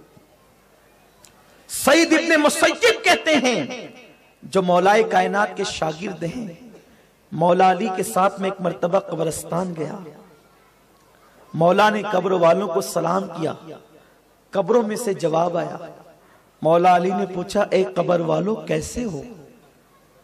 ایک قبر سے جواب آیا علی پہلے آپ بتائیں کہ تم کیسے ہو، ہماری موت کے بعد تمہارا کیا حال ہے، ہماری موت کے بعد تمہارا کیا حال ہے، ہمارے گھروں کا کیا حال ہے، میری بیوی، میری دکان، میرا مکان، میرے بچے. انسان تو نے سب کو میرا میرا کہا لیکن کبھی تو نے اللہ کو میرا نہیں کہا. تو نے سب سے رشتے جوڑے، میرے اللہ سے تو نے رشتہ نہیں جوڑا، میرے رسول سے تو نے رشتہ نہیں جوڑا. ہاں تو نے تو میوزک سے رشتہ جوڑا، اللہ کے گھر سے رشتہ نہیں جوڑا. تو نے تو انٹرنیٹ سے رشتہ جوڑا، تو نے قرآن سے رشتہ نہیں جوڑا. تو نے تو دوست بنائے، تو نے تو آوارہ زانیوں کو، شرابیوں کو دوست بنایا. تو نے اللہ کے ولیوں کو دوست نہیں بنایا. تجھے ٹائم ملتا تھا تو تو رات کے 2-2 3-3 بجے تک آوارہ دوستوں کے ساتھ سیکسی باتیں کرتے بیٹھتا تھا، لڑکیوں کی رودات سنتے سناتے بیٹھتا تھا. لیکن تجھے مخدوم ماہیمی کے پاس بیٹھنے کا ٹائم نہ تھا، تجھے بابا عبد الرحمن کی بارگاہ میں جانے کا ٹائم نہ تھا، تجھے غریب نواز کے قدموں میں بیٹھنے کا ٹائم نہ تھا. او نادان، تو ان آوارہ لوگوں کو دوست بنانے کی بجائے ولیوں کے ساتھ دوست کرتا، کیونکہ ولیوں کی دوستی کا فائدہ قرآن نے بیان کیا ہے. الاخلاء یومئذ بعضهم لبعض عدو الا المتقین. اللہ فرماتا ہے تیرے سارے آوارہ اور مجرم دوست تیرے دشمن ہو جائیں گے. اگر قیامت میں اگر تو نے ولیوں کو دوست بنایا ہوگا تو ولی تیرے کام آئیں گے. تو نے سب سے دوستی کی، اللہ والوں سے نہیں کی، بلکہ بڑھ کر کے تو نے تو ولیوں کو مٹی کا ڈھیر کہا، تو نے ولیوں کو توہین کی، بے ادبی کی. انا للہ و انا الیہ راجعون. تو کہاں ہے مسلمان؟ تو بڑے بڑے تاجداروں سے چھین لیا گیا سب کچھ، قبروں میں ان کی ہڈیاں گھل گئی، تمہاری ہڈیاں بھی گھل جائے گی، تمہارا کفن بھی پرانا ہو جائے گا. جس وقت مولا کائنات نے کہا قبر والوں اپنا حال بتاؤ، تو ایک قبر سے آواز آئی علی تم بتاؤ ہمارے مرنے کے بعد ہمارے گھر کی رپورٹ کیا ہے. مولا علی نے فرمایا سننا چاہتے ہو تو سنو. مولا علی کہتے ہیں تمہارے مرنے کے بعد تمہاری بیوہ عورتوں نے دوسروں کے ساتھ شادیاں کر لی، یہ تمہاری موت کے بعد تمہارے گھر کا حال ہے. جس مال کے اندر تم نے حلال و حرام کی تمیز کیے بغیر تم نے خوب کمایا تھا، وہ مال تمہارے وارثوں میں تقسیم ہو گیا، کوئی تمہارا نام تک نہیں لیتا اور تمہارے مال پہ وہ عیش کر رہے ہیں. جن اونچی اونچی عمارتوں کو تم نے بنایا تھا ان عمارتوں کے اندر تمہارے دشمن بس رہے ہیں. مولا علی کہتے ہیں اس سے زیادہ اور کیا کہوں، اب تم ہی کچھ بتاؤ تم پر کیا بیتی. اب قبر سے غمگین آواز آتی ہے. حضرت سعید ابن مسیب کہتے ہیں علی کیا بتائیں، جب ہم تم سے جدا ہوئے اور قبر میں رکھے گئے تو سب سے پہلے ہمارا کفن پھٹ کر پرانا ہو گیا. ہمارے کپڑوں کو تھوڑی سی مٹی کا داغ لگ جائے یا چائے کا داغ لگ جائے ہم بے چین ہو جاتے ہیں. میرے عزیز ایک وقت وہ بھی آئے گا کہ تیرا پورا کفن مٹی کی غذا ہوگا. علی یہ مرتضیٰ سے میت کہتی ہے علی ہمارا کفن پرانا ہو گیا، ہم سب پر ایک وہ وقت آنے والا ہے جب کفن پرانا ہوگا. کتنی بے وفا ہے دنیا. ہم جب کپڑے خریدنے جاتے ہیں تو 4 دکان تلاش کر کے قیمتی لباس خریدتے ہیں، لیکن ہماری موت کے بعد جو کفن خریدا جاتا ہے بہت معمولی قیمت کا ہوتا ہے، اور اگر لوگ قیمتی قیمت کا کفن دے بھی دے تو اس نے رہنا کب تک ہے؟ اس نے رہنا کب تک ہے؟ صدیق اکبر نے اپنی بیٹی اما عائشہ کو وصیت کی تھی، عائشہ مجھے میرے پرانے کپڑوں میں دفن کرنا۔ تو اما عائشہ نے کہا تھا ابا جان کہ ہم اس لائق بھی نہیں کہ آپ کو نیا کفن دیں۔ فرمایا بیٹی اگر رب راضی ہے تو اس سے بہتر مجھے وہ عطا کر دے گا، اور اگر وہ ناراض ہے تو تم کتنا بھی قیمتی دو گے تو چھین لیا جائے گا۔ حالانکہ یہ قوم کی عبرت کے لیے تھا، ورنہ صدیق کی صداقت پر قرآن ناطق ہے۔ اگر لوگ قیمتی کفن دے بھی دیں کب تک رہے گا؟ کب تک؟ اس میت سے قبر سے آواز آئی علی، سب سے پہلے ہمارا کفن پرانا ہو کر پھٹ گیا۔ علی جن آنکھوں پہ ناز کرتے تھے وہ آنکھیں پانی بن کر کے بہ رہی ہیں، آنکھیں پانی بن کر کے بہ رہی ہیں۔ جن خوبصورت گالوں پر اتراتے تھے ان گالوں کو قبر کے کیڑے کھا رہے ہیں۔ علی ہمارا پیٹ پھٹ گیا اور اس میں کیڑے پڑ گئے، اس میں اتنی بدبو آ رہی ہے کہ اللہ اگر کوئی اور بھی عذاب ہمیں نہ دے، صرف ہمارے پیٹ کی بدبو ہم پہ مسلط کر دے تو یہ بھی ہمارے لیے بہت بڑا عذاب ہے۔ مولا علی یہ سن کر کے خوب روئے۔ سعید ابن مسیب کہتے ہیں کہ مجھے ڈر لگنے لگا کہیں روتے روتے مولا علی کی روح نہ نکل جائے، میں اس طرح ڈرنے لگا۔ اے مسلمانوں، جب گناہ کے اڈوں پہ جاؤ تو اس وقت قبر کی پہلی رات بھی یاد کر لو، ایک وقت تو آنا ہے قبر کی پہلی رات آئے گی، خدا کے لیے آخرت کی تیاری کرو۔ اللہ نے زندگی 31 منانے کے لیے نہیں دی ہے، اللہ نے زندگی شراب کے لیے نہیں دی ہے، اللہ نے زندگی گناہوں کے اڈوں کے لیے نہیں دی ہے، اللہ نے مال پہ عیاشی کرنے کے لیے زندگی نہیں دی ہے۔ میرا رب فرماتا ہے الذی خلق الموت والحیات لیبلوکم ایکم احسن عملا، ہم نے موت اور زندگی کو اس لیے پیدا کیا تاکہ تم کو آزمائے کہ تھوڑی سی زندگی پا کر کون اچھا عمل کرتا ہے، اچھے عمل کے لیے آئے ہو۔ دوسرے مقام پر میرا رب فرماتا ہے یا ایھا الذین آمنوا اتقوا اللہ ولتنظر نفس ما قدمت لغد، اے ایمان والو اللہ سے ڈرو اور قیامت کے دن کے لیے کیا بھیج رہے ہو، اس سلسلے میں غور کرو، اس سلسلے میں فکر کرو۔ میرے آقا علیہ السلام کے دیوانوں تو غیر مسلموں کو، کافروں کو، مشرکوں کو، یہود و نصارہ کو دیکھتے دیکھتے ہم بھی 31 منانے لگے، اور وہ رات شراب کی اور زنا کی رات۔ اور اللہ اکبر، میرے آقا فرماتے ہیں زنا وہ قرض ہے، جو زنا کے شوقین ہیں ان کے لیے یہ حدیث میں بطور تحفہ دے رہا ہوں، اور امید ہے کہ وہ قبول کر کے اس کو اپنے دل میں اتاریں گے۔ آقا کریم صلی اللہ علیہ وسلم کے فرمان کا مفہوم ہے زنا وہ قرض ہے، ہر قرضہ انسان اپنی مرضی سے ادا کرتا ہے، لیکن زنا وہ قرض ہے جو انسان اپنی مرضی سے ادا نہیں کرتا، ادھر اس نے کیا ادھر وہ قرض ادا ہو جاتا ہے۔ یعنی تم نے کسی کی بہن کے ساتھ زنا کیا، معاف کیجئے گا یہ جملے سننے کی طاقت رکھی حدیث ہے، اگر حدیث نہ ہوتی تو میں کبھی جرات نہیں کرتا یہ بات کرنے کی۔ اگر تم نے کسی کی بہن کے ساتھ زنا کیا تو تمہاری بہن کے ساتھ بھی زنا کیا جائے گا، اگر تم نے کسی کی ماں کے ساتھ زنا کیا تو تمہاری ماں بھی محفوظ نہ رہے گی، اگر تم نے کسی کی بیٹی پہ بدنظری کی تو تیری بیٹی بھی محفوظ نہ رہے گی۔ کتنا باغیرت ہے جوان تو، تیری غیرت کو اب کائنات دیکھے گی کہ اگر تو اپنی بیٹی کو بچانا چاہتا ہے تو تو دوسروں کی بیٹیوں کو بچا لے، تیری بیٹیاں بچ جائے گی۔ اگر تو کسی کی بہن کو بچانا چاہتا ہے، اگر تو اپنی بہن کو بچانا چاہتا ہے تو دوسرے کی بہن کو بچا لے، تیری بہن بچ جائے گی۔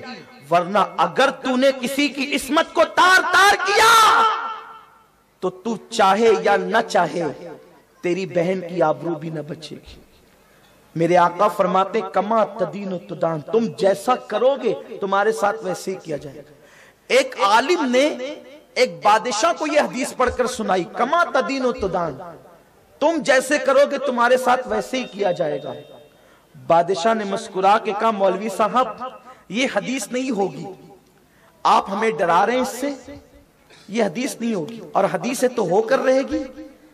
بادشاہ نے کہا ہم بادشاہ لوگ ہیں، ہماری بیٹیوں پر ہاتھ ڈالنے کے لیے کون ہمت کرے گا؟ ہماری بیٹیوں پہ ہاتھ ڈالنے کے لیے ہمت کون کرے گا؟ اس عالم نے ہاتھ اٹھا دیے، اللہ یہ حدیث ہے، میں نے پڑھی ہے کتاب میں، اب اس حدیث کی صداقت کو تو اس بادشاہ پہ ظاہر کر دے۔ ابھی یہ باتیں ہو ہی رہی تھی کہ بادشاہ کی بیٹی جو شہزادی تھی وہ روتے ہوئے کمرے میں آئی، محل میں آئی۔ بادشاہ کھڑا ہو گیا، کیا ہوا؟ کہا ابا جان میں بازار سے گزر رہی تھی، کسی ایک لڑکے نے مجھے پکڑا اور میرے گالوں پر اس نے اپنے گال رکھ دیے۔ بادشاہ کی آنکھ میں آنسو آ گئے، کہا بیٹی جا۔ جب وہ چلی گئی تو بادشاہ نے اس عالم سے کہا کہ میں تصدیق کرتا ہوں کہ یہ حضور کی حدیث ہے۔ کہا کیوں؟ تھوڑی دیر تو پہلے تم بڑی باتیں کر رہے تھے۔ کہا کہ میں نے اپنی پوری زندگی پاک دامنی سے گزاری، لیکن ایک مرتبہ مجھ پہ شیطان نے غلبہ کیا اور میں زنا کے لیے گیا، لیکن زنا کے لیے گیا، ایک عورت کے گالوں پہ گال رکھا، لیکن مجھے ڈر لگی، فوراً میں ہٹ گیا، تو جتنا زنا میں نے کیا تھا اتنا میری بیٹی کے ساتھ ہو گیا۔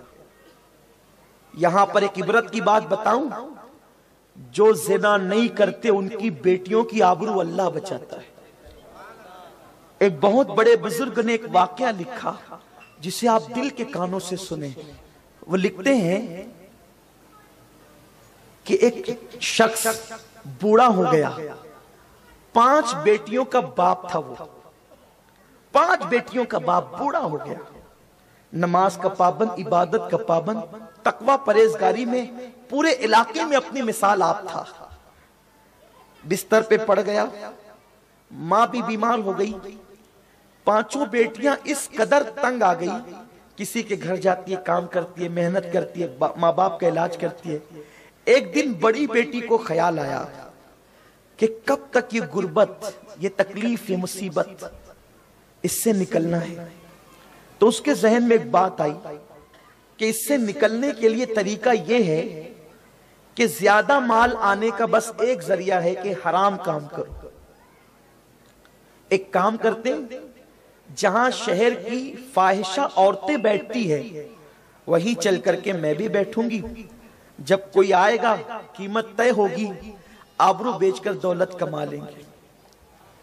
آج کل یہ بہت بڑا المیہ ہے، درد دل کے ساتھ کہوں، اس وقت تو پوری دنیا کے اندر اگر سب سے زیادہ لوجوں میں کسی کی بیٹیاں بک رہی ہے تو وہ مسلمانوں کی بیٹیاں۔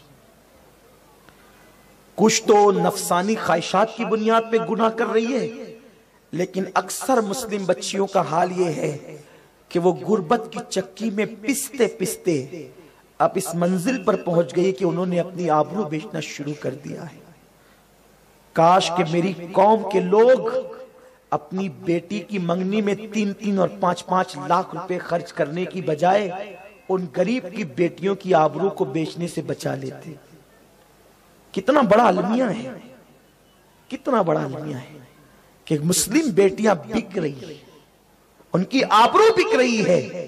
اس کے ذمہ دار صرف وہ نہیں بلکہ پوری امت ہے، دنیا کا ہر مسلمان ہے۔ نہ سنبھلو گے تو مٹ جاؤ گے اے ہندی مسلمانوں، تمہاری داستان تک بھی نہ ہوگی داستانوں میں۔ عبادت صرف نماز نہیں ہے، عبادت صرف روزہ نہیں ہے، اس سے بڑی عبادت یہ ہے کہ تم اپنی محنت کی کمائی سے کسی کی آبرو کو بکنے سے بچا دو، کسی کی آبرو کو تحفظ دے دو۔ میرے پیارے آقا صلی اللہ علیہ وسلم کے دیوانوں، وہ لڑکی کے بارے میں بزرگ لکھتے ہیں کہ وہ لڑکی نکلی باپ کو یہ کہہ کر میں ابھی آتی ہوں، اور آنے کے بعد جب وہ نکلی ہے تو رات دیر گئے جب وہ لوٹی، شام کو نکلی تھی، رات دیر گئے جب وہ لوٹی تو لوٹنے کے بعد وہ باپ کے پاس بیٹھ کر کے اور ماں کے پاس قدموں پہ بیٹھ کر بہت روئی، خالی ہاتھ گئی تھی، خالی ہاتھ واپس آ گئی۔ باپ نے کہا بیٹی اتنا کیوں رو رہی ہے، تیرے رونے کی وجہ کیا ہے؟ ماں نے کہا بیٹی اتنا کیوں رو رہی ہے، تیرے رونے کی وجہ کیا ہے؟ اس وقت اس لڑکی نے کہا پہلے آپ لوگ مجھے معاف کریں پھر بات بتاؤں گی۔ اس وقت ماں باپ نے کہا بیٹی ہم نے تجھے معاف کیا، غلطی کیا ہوئی؟ کہا غلطی کرنے گئی تھی لیکن ہوئی نہیں۔ کہا کیا ہوا؟ کہا غربت کی چکی میں پستے پستے بہنوں کو فاقہ کشی کرتے ہوئے دیکھتے دیکھتے میرے دل کے جذبات ابھرے اور میں نے سوچا میں اپنی بہنوں کو فاقے سے بچاؤں گی، میں اپنے ماں باپ کی غربت دور کروں گی۔ ہوں بیٹی کوئی کاروبار نہیں کر سکتی تو میں نے سوچا کہ جہاں شہر کی اوباش اور فاحشہ عورتیں زنا کا اڈا سجا کر بیٹھتی ہیں میں بھی وہاں جا کر بیٹھ جاؤں گی، جب کوئی آئے گا مضبوط سودا کروں گی اور آبرو بیچ کر اپنے ماں باپ کی غربت دور کروں گی۔ لیکن ابا جب میں بن سنور کر وہاں جا کر کے بیٹھی تو میری جیسی حسین وہاں کوئی عورت نہیں تھی، لیکن جو بھی میرے سامنے آتا خدا جانے کیا ہوتا اس کی نظریں جھک جاتی، وہ میری طرف نہیں دیکھتا اور میرے بازو کی عورتوں کی طرف بڑھ جاتا، ان کے ساتھ سودے کرتا اور انہیں لے کر کے چلا جاتا۔ میں شام سے لے کر رات دیر گئے تک بیٹھی رہی، وہ بازار چلتا رہا لیکن مجھ جیسی خوبصورت وہاں کوئی لڑکی نہیں تھی، لیکن کوئی میری طرف نہیں آیا، جو میرے سامنے آیا نظریں جھک گئی، آگے چلا گیا۔ باپ نے آنسو پوچھتے ہوئے کہا بیٹی اگر 1000 دن تک بھی تو وہاں بیٹھتی تو تجھ کو کوئی نہیں چھوتا، اس لیے کہ تیرے باپ نے آج تک کے کسی عورت کو نظر بھر کر کے نہیں دیکھا، اور میرے نبی کا فرمان حق ہے کما تدین تدان، جب ہم نے کسی کو نظر بھر کے نہیں دیکھا تو ہماری بیٹی کیسے دیکھی جائے گی؟ جب ہم نے لوگوں کو تحفظ فراہم کیا۔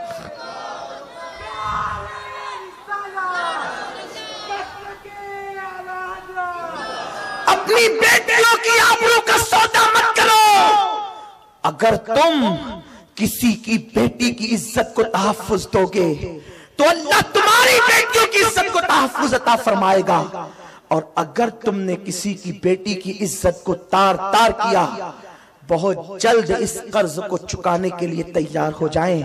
ہر قرض اپنی مرضی سے دیتے ہو، زنا وہ قرض ہے جو اپنی مرضی سے نہیں وہ خود بخود ادا ہو جاتا ہے۔ اب اگر تمہارے دل میں تمہاری بہن کی محبت ہے، اگر تمہارے دل میں تمہاری ماں کی محبت ہے، اگر تمہارے دل میں تمہاری بیٹیوں کی محبت ہے، خدا کے لیے پاک دامن ہو جاؤ۔ جاتے جاتے اتنا ضرور کہوں گا، جو ہو چکا سو ہو چکا، اب گیا وقت ہاتھ نہیں آتا، لیکن اللہ نے راستے دیے ہیں، اگر کوئی سچی توبہ کر لے اللہ اسے معاف کر دے گا، اور اس کے ساتھ پھر یہ نہیں ہوگا۔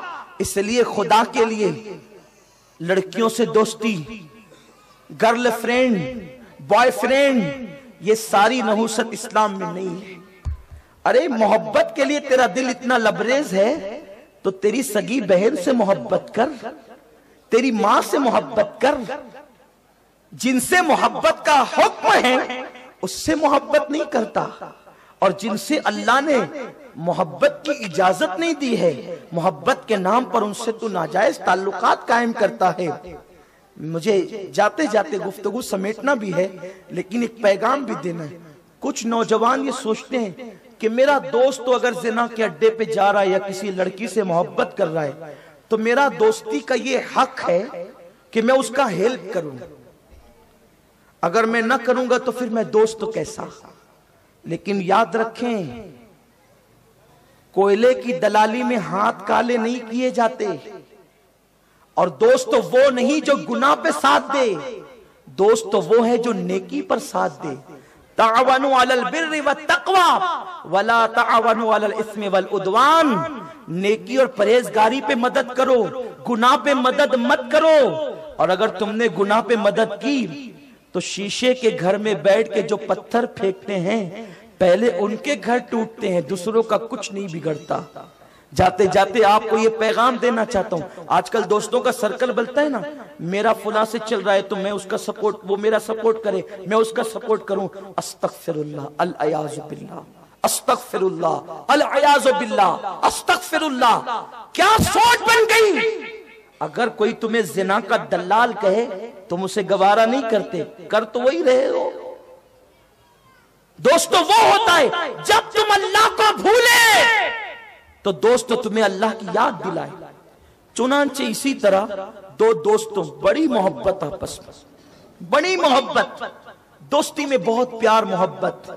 ایک دن ایک دوست نے دوسرے دوست سے کہا, یار وہ جو اپنی محلے کی مسجد کا امام ہے نا, اس سے, اس کی بیوی سے مجھے محبت ہو گئی ہے, کیا تو میرا سپورٹ کرے گا؟ دوست نے کہا, یار اگر دوستی میں سپورٹ نہ کروں تو کون کرے گا, کیا میری مدد کی ضرورت ہے بتا. تو دوسرے دوست نے کہا, جب تو نماز پڑھنے کے لیے جانا نا اس کے پیچھے, تو وہ امام جلدی سے گھر آ جاتا ہے, تو جلدی سے گھر آتا ہے تو میں جتنی باتیں اس کی بیوی سے کرنا چاہتا ہوں اتنا کر نہیں پاتا. اس لیے تو ایک کام کر, جب تو نماز کے لیے جانا تو اس کو دیر تک کے روکے رکھنا, کچھ بھی مسئلے مسائل میں اس کو الجھا کے رکھنا. تو جتنی دیر تک تو وہاں روکے گا اتنی دیر تک کہ میں اپنا کام کر لیا کروں گا. اس نے کہا بہت اچھا. اب چاروں وقت کی نماز میں, پانچوں وقت کی نماز میں وہ آتا, امام کو پکڑ لیتا, حضرت یہ کیا, وہ کیا, وہ کیا, وہ کیا. دونوں مسئلے مسائل میں الجھے رہتے, ادھر وہ اپنا کام کرتا. ایک دن اس نوجوان کو احساس ہوا کہ یار میں بہت غلط کر رہا ہوں, ایک امام کی آبرو سے میں کھیل رہا ہوں, وہ بھی میری محلے کی مسجد کا امام, اس کی آبرو سے میں کھیل رہا ہوں کہ میں اس کو اتنی دیر تک مسئلے مسائل کے نام پہ روکے رکھتا ہوں اور اس کی بیوی کی عزت کے ساتھ کھلواڑ ہوتا ہے, کھیل تماشا ہوتا ہے اس کی بیوی کی عزت کے ساتھ. اس کو جب احساس ہوا تو اس نے سوچا مجھے ساری باتیں کلیئر کر دینی چاہیے. وہ امام کے پاس گیا, کہنے لگا امام صاحب مجھے معاف کر دیں. کہا کیا بھائی, کیوں معاف کریں؟ کہا معاف کیجئے گا, مجھے مسئلے مسائل سے کوئی دلچسپی نہیں ہے. دراصل جو میرا ساتھی ہے نا, اس کو آپ کی بیوی سے محبت ہو گئی ہے, تو وہ آپ کی بیوی کے ساتھ بیٹھ کر کچھ باتیں کرنا چاہتا تھا, اور اس نے مجھے مقرر کیا تھا کہ میں تم کو مسئلے مسائل کے نام پہ الجھاتا رہوں اور وہ اتنی دیر تک کہ آپ کی بیوی کے ساتھ مستی موج کرتا رہے. تو میں نے دوست کی محبت میں اتنا غلط اور برا کام کیا کہ میں مسئلے سے مجھے کوئی دلچسپی نہیں تھی, میں آپ کو صرف الجھانے کے لیے مسئلے مسائل پوچھتا تھا. امام صاحب ہنسے. اچھا یہ بات سن کر امام کو غصہ آنا چاہیے تھا کہ میری بیوی کے ساتھ تم لوگوں نے اتنا غلط کیا. اتنا سب سننے کے بعد امام صاحب ہنسے اور ہنس کر کہتے, تیرے دوستوں کو کون سی میری بیوی سے محبت ہوئی ہے, ابھی تک تو میری شادی ہی نہیں ہوئی ہے. میرے گھر میں میری بوڑھی ماں ہے, میرا بوڑھا باپ ہے اور کوئی نہیں ہے تیسرا, تو کس سے اس کو محبت ہو گئی اور وہ کس کے ساتھ باتیں کرتا ہے, ابھی تک تو میری شادی ہی نہیں ہوئی. تب اس کے دماغ کے اندر ایک عجیب سی روشنی پیدا ہوئی, ارے جب امام کی شادی نہیں ہوئی تو یہ یہاں مجھے بھیج کر کے کس کے ساتھ موج کرتا ہے. جب تحقیق کی تو پتا چلا کہ یہ کسی کا گھر جلانے گیا تھا, اس کا خود کا گھر جل گیا. لوگوں گناہ پر کسی کی مدد نہ کرو, اور اگر کر چکے ہو یا گناہ میں ڈوبے ہو سچی توبہ کر لو, میرا اللہ تمہیں معاف کر دے گا. ایک مجذوب بزرگ بستی میں اعلان کرتے پھرتے تھے, لوگوں اللہ سے صلح کر لو, اللہ صلح کرنے کے لیے تیار ہے. لوگوں اللہ سے صلح کر لو, اللہ صلح کرنے کے لیے تیار ہے. لوگوں اللہ سے صلح کر لو, اللہ صلح کرنے کے لیے تیار ہے.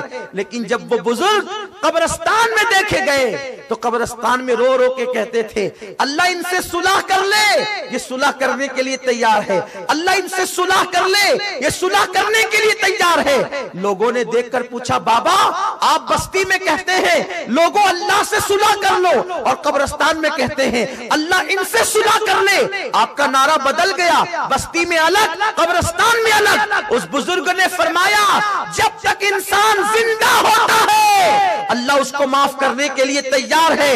انسان معافی نہیں مانگتا، لیکن جب مر جاتا ہے اور عذاب میں گرفتار ہو جاتا ہے تو پھر وہ اللہ سے معافی مانگتا ہے، لیکن اللہ اس کو معاف کرنے کے لیے تیار نہیں ہوتا، اللہ اس کو معاف کرنے کے لیے راضی نہیں ہوتا. اس لیے میں نے ان کو عذاب قبر میں گرفتار دیکھا تو اس لیے عرض کر رہا ہوں اللہ ان سے صلح کر لے. جب تک یہ زندہ تھے اللہ کا اعلان تھا بندے معافی مانگ لے.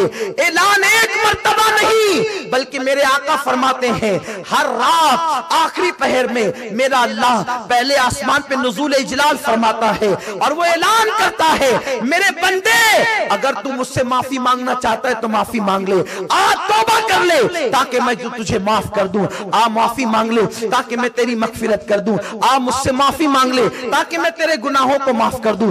بندے اگر تیرے جرائم آسمان کے برابر بھی ہوں گے، زمین کے برابر بھی ہوں گے، سمندر کے جھاگ کے برابر بھی ہوں گے تو میں تجھے معاف کر دوں گا. اللہ کا منادی ہر رات اعلان کرتا ہے لیکن ہم توبہ کے لیے تیار نہیں. مسلمانوں رب کی بارگاہ میں سچی توبہ کر لو، ایک کامل مومن کی حیثیت سے اپنی زندگی کو گزارو.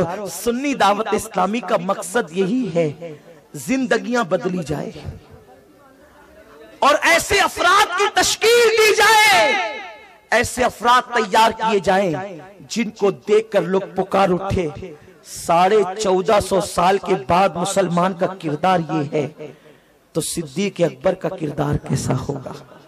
سنی دعوت اسلامی انقلاب چاہتی ہے، سنی دعوت اسلامی زندگیوں کی تبدیلی چاہتی ہے، ہر جوان کو عاشق رسول بنا دینا چاہتی ہے کہ کہیں بھی بستر پہ لیٹے اس کا دل مکین گنبد خضرا کے قدموں میں تڑپ رہا ہو. یہ تحریک کی کوشش ہے اور الحمدللہ اس کوشش میں اللہ نے ہمیں بہت کم وقت میں بہت بڑی کامیابی عطا فرمائی. وہ نوجوان جو گناہوں کی زندگی گزار رہے تھے آج الحمدللہ چہرے پہ داڑیاں سجا کر کے وہ نیکی کی دعوت دیتے ہوئے نظر آ رہے ہیں. یہ سنی دعوت اسلامی پر سرکار کا خصوصی کرم ہے اور میری آپ سے گزارش ہے کہ سنی دعوت اسلامی کو کسی کے سرٹیفکیٹ کی ضرورت ہے ہی نہیں. الحمدللہ سرکار نظمی نے ہمارے امیر کو خلافت دے کر ہماری سنیت پر مہر ثبت فرمائی. جو اعلیٰ حضرت رضی اللہ تعالیٰ کا پیر خانہ ہے ہماری تصدیق وہاں سے ہے. الحمدللہ جو بریلی سنیوں کا مرکز کہا جاتا ہے اس خانوادے کا چشم و چراغ اعلیٰ حضرت کا شہزادہ مفتی اعظم کا نواسہ ابھی سنی دعوت اسلامی کے برطانیہ کے اجتماع میں انہوں نے شرکت کر کے حضور امیر سنی دعوت اسلامی کو اور سنی دعوت اسلامی کو ڈھیر ساری دعاؤں سے نوازا، جسے دنیا حضرت منانی میاں کے نام سے مجاہد اہل سنت کے نام سے یاد کرتی ہے. الحمدللہ تعالی میرے آقا علیہ السلام کے دیوانوں ہم سب سنی ہیں، سنی رہیں گے، سنی مریں گے، سنی اٹھیں گے. ہماری اپنی طبیعت ہے، ہم اپنی سنیت کو کبھی چھپا کر بات نہیں کرتے. ارے ہم جیتے جی سنیت کیا چھپائیں گے، دنیا رہی تو دنیا دیکھ لے گی، ہم تو مر کر بھی سنی کہلائیں گے. اور ہم وہ سنی ہیں جو صرف زندگی میں نہیں مر کے بھی سنی کہلائیں گے. میں وہ سنی ہوں جمیل قادری مرنے کے بعد میرا لاشا بھی کہے گا صلاۃ و سلام. اس لیے میں امید کرتا ہوں کہ آپ سب سنی دعوت اسلامی سے اپنے رشتے کو مضبوط کریں اور سچی توبہ کر کے اپنی زندگی میں انقلاب پیدا کریں. گناہ کر کے نہ کسی کو عزت ملی ہے نہ ہمیں مل سکتی ہے. کل کی رات اگر آپ کا کوئی دوست جانے والا ہو تو آپ کی ذمہ داری آپ اسے روکیں. آپ کے محلے کا کوئی فرد جانے والا ہے آپ اسے روکیں اور کہیں میرے بھائی اللہ نے ہمیں 31 منانے کے لیے پیدا نہیں کیا، اللہ نے ہمیں حضور کو منانے کے لیے پیدا کیا. وہ خدا ہو کر جب میرے رسول کو مناتا ہے تو ہم امتی ہو کر ہمارے لیے زیادہ ضروری ہے کہ ہم اپنے رسول کو منائیں. کام وہ لے لیجئے تم کو جو راضی کرے، ٹھیک ہو نام رضا تم پہ کروڑوں درود. دوران گفتگو کوئی غلطی ہو تو اللہ تعالی معاف فرمائے. وما علینا الا البلاغ. السلام علیکم ورحمۃ اللہ وبرکاتہ. تاریخ کے پروانوں ہر سنیچر کو بعد نماز عشاء سنی دعوت اسلامی کے عالمی مرکز اسماعیل حبیب مسجد میں سنی اجتماع ہوتا ہے. آپ حضرات پابندی کے ساتھ اس میں شرکت فرمائیں۔ سنی دعوت اسلامی کی ویب سائٹ sunnidawatisllami.net پر وزٹ کریں اور بہت ساری دینی معلومات حاصل کریں۔